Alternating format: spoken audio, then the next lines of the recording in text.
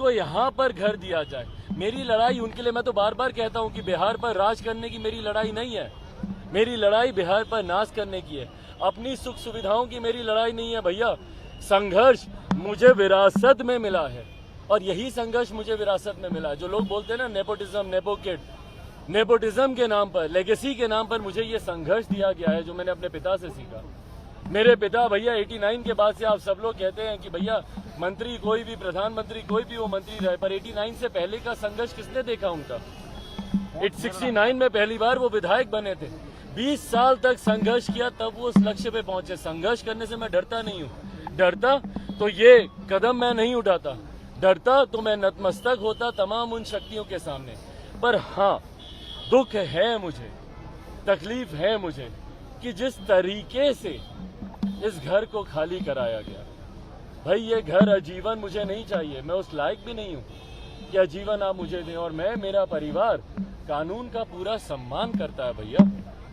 मैंने कभी नहीं कहा कि 12 जनपद मुझे आजीवन के लिए दिया जाए, ना मैं उस लायक हूँ ना मुझे उसकी जरूरत है।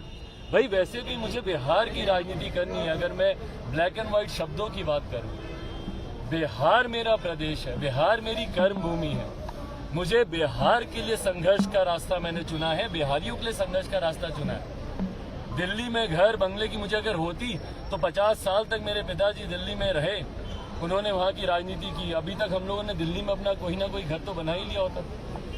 कम से कम खुशी है मुझे इस बात की कि लोगों को इस बात का तो पता चला, जो भ्रम फैलाते हैं कि भैया 50 साल आपके पिता मंत्री रहे। मुझे गर्व है कि वो एक ऐसे मंत्री रहे जिन्होंने अपने लिए कभी काम नहीं किया होता तो कम से कम आज अपने लिए एक वैकल्पिक व्यवस्था दिल्ली में करके रखी होती। अपने नाना नानी के घर पे मैं रह रहा हूँ और मुझे उसमें कोई दिक्कत नहीं है भैया।